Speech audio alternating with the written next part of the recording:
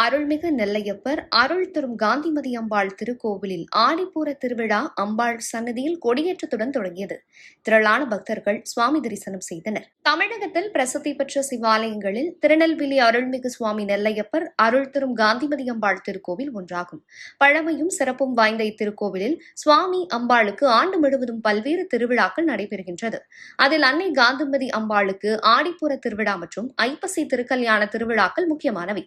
அதன்படி இந்த ஆண்டுக்கான ஸ்ரீ காந்திமதி அம்பாளுக்கு ஆடிப்பூர திருவிழா இன்று காலை கொடியேற்றத்துடன் துவங்கியது. இத்திருவிழாவிற்காக ஸ்ரீ காந்திமதி அம்பாள் சுவாமி சன்னதியில் இருந்து வெள்ளிச்சப்பரத்தில் கடந்த புதன்கிழமை மாலை தன் வீடான அம்பாள் சன்னதிக்கு எழுந்தருளினார். ஆடிப்புற திருவிழா கொடியேற்ற தினமான இன்று அதிகாலை 4 மணிக்கு நடை திறக்கப்பட்டு திருவனந்தல் வழிபாடு பூஜை மற்றும் கணபதி ஹோமத்துடனும் யாகசாலை பூஜைகள் துவங்கியது. கொடிமரம் முன்பாக அஸ்திரதேவி வைத்து நவகலசங்கள் வைத்து வழிபாடு நடைபெற்றது. கொடிப்பட்டம் திருக்கோவிலுக்குள் உலா வந்தது. அம்பாள் சன்னதி உற்சவர் மண்டபத்தில் ஸ்ரீ காந்திமதி அம்பாள் சிறப்பாக அலங்கரிக்கப்பட்டிருந்தார். காலை 7:30 மணிக்கு மேல் 8:30 மணிக்குள் அம்பாள் சன்னதி முன் அமைந்துள்ள கொடிமரத்தில் கொடியேற்றம் நடைபெற்றது.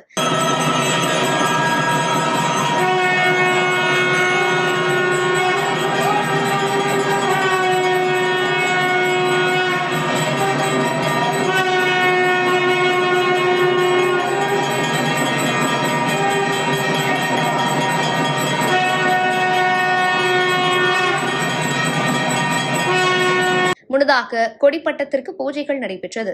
தொடர்ந்து கொடிமரத்திற்கு மஞ்சள், பால், தயிர், இளநீர், சந்தனம் உள்ளிட்ட அபிஷேக திரவியங்கள் கொண்டு அபிஷேகமும் நடைபெற்று புது வஸ்திரங்கள் அணிவிக்கப்பட்டது.